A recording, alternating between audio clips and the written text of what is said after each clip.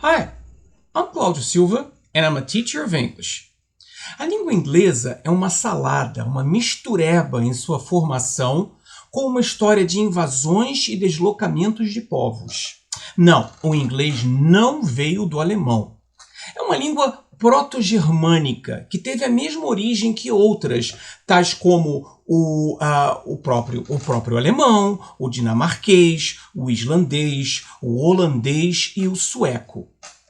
Historicamente, o inglês pode ser dividido em inglês antigo, de 450 a 1100, o inglês médio, de 1100 a 1500, e o inglês moderno, de 1500 até os dias atuais.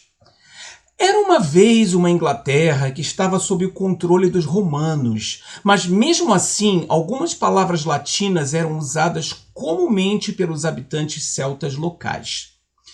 Eles usavam, por exemplo, prefixos tais como pró e sub. Mais ou menos por volta de 400 a.C., os romanos saíram da Grã-Bretanha, deixando-a desprotegida. Vocês sabem que quando o gato sai, os ratos fazem a festa.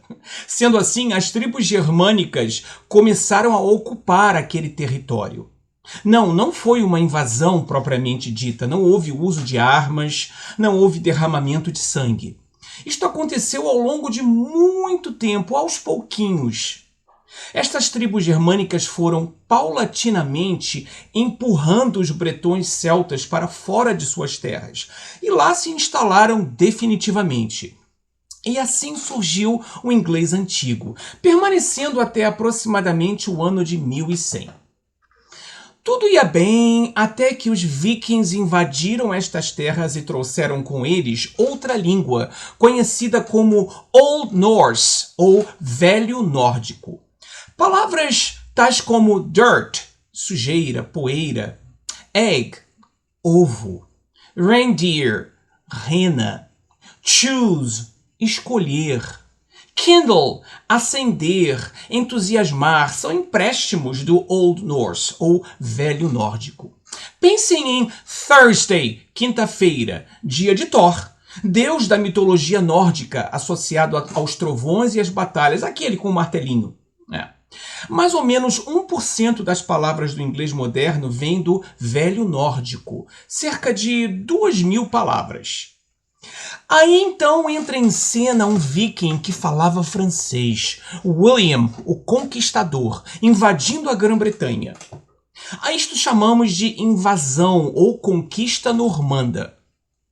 William, então, assumiu as rédeas da Grã-Bretanha. Foi aí que palavras em francês começaram a ser usadas pelas classes sociais altas, pela burguesia, ao falar inglês. As classes menos privilegiadas, no entanto, mantinham-se falando o inglês antigo.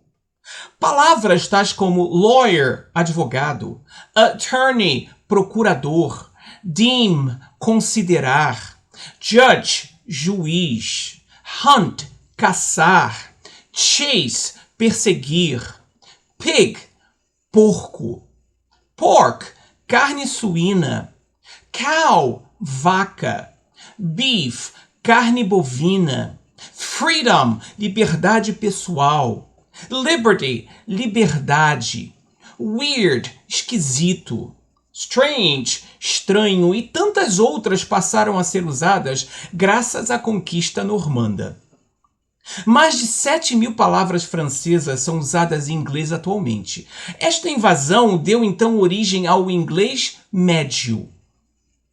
E quanto aos primórdios do inglês moderno? Bem, não houve invasões, apenas figuras e eventos importantes. Por exemplo, William Shakespeare criou um grande número de palavras e expressões, tais como assassination, assassinato, cold-blooded, a sangue frio, manager, gerente, uncomfortable, desconfortável, etc.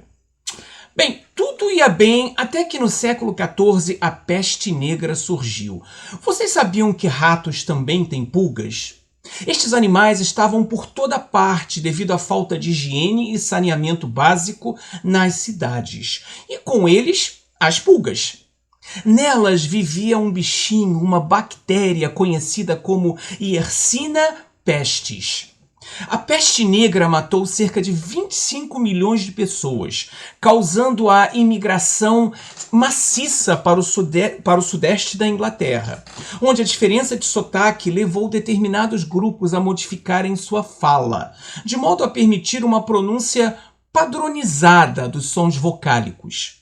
A diferença entre os dialetos e a ascensão de uma classe média em Londres também teriam levado a mudanças na pronúncia, que continuaram a se espalhar a partir de Londres. Surgiu então a grande mudança vocálica no século XV, ajudando a moldar o inglês moderno. Esta mudança foi basicamente uma alteração na pronúncia em inglês. Por exemplo, a palavra tale, conto, era pronunciada tale antes da mudança. Depois passou a ser tale. O A, que era curto, A, e virou longo, A. E o E, final em tail, por exemplo, passou a ser mudo e deixou de ser pronunciado. Virou tail e não tail. Outros sons mudaram também. O K no início de palavras, tais como know, conhecer, saber, e knock, bater, dar pancadas, eram pronunciados antes da grande mudança e passaram a ser mudos depois dela. É claro que esta mudança não aconteceu do dia para a noite, mas levou muito tempo e foi heterogênea geograficamente. Mais ou menos na mesma época, as regras de ortografia começaram a ser escritas, né? Mas o problema é que aqueles das classes sociais baixas desconheciam estas regras. Resultado, a pronúncia mudou, mas a ortografia não. É aí que entra o rei James. Qual foi a sua colaboração? A tradução da Bíblia, a Bíblia do rei James, ou versão autorizada do rei James, solicitada por ele a 50 estudiosos em 1604, teve sua influência. Serviu para divulgar a ortografia e criar novas palavras e expressões, tais como by the skin of your teeth, por um triz. A broken heart, um coração partido. A sign of the times, um sinal dos tempos, etc. Bem mais tarde, quando a Grã-Bretanha começou a explorar os mares e a colonizar territórios, Índia, África, América, Austrália, palavras tais como pajamas, pijama, da Índia, trek, viagem, caminhada, da África, e ketchup, da China, foram incorporadas ao inglês.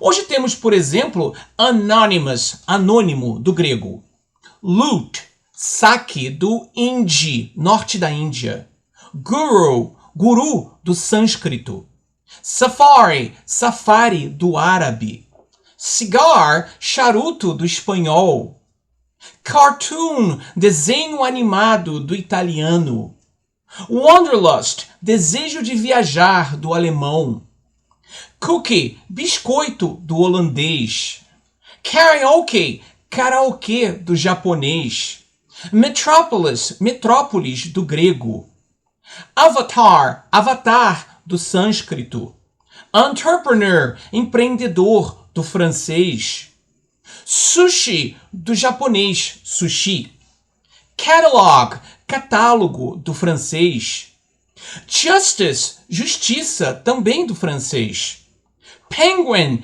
pinguim, do galês, massage, massagem, do português, etc.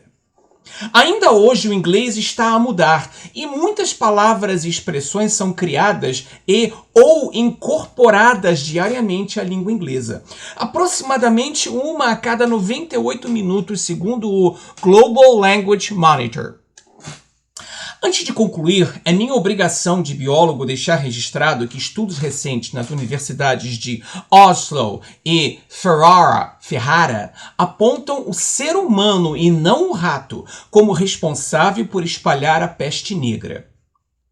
A peste teria sido espalhada por pulgas humanas e piolhos que todos tinham naquela época, e não por parasitas encontrados em ratos.